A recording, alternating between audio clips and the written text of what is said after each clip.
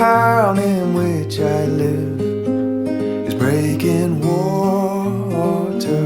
I told my mother, my violent brother, that all they give to me is reason to leave.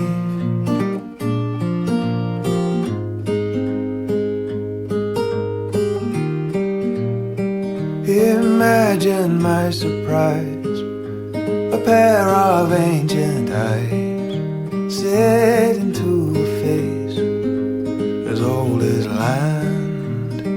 He stands in front of me, he came out of the sea. He says it hurts his skin to touch the sand. He crawls back into the sea. The air is salty and sweet, a backward glance by way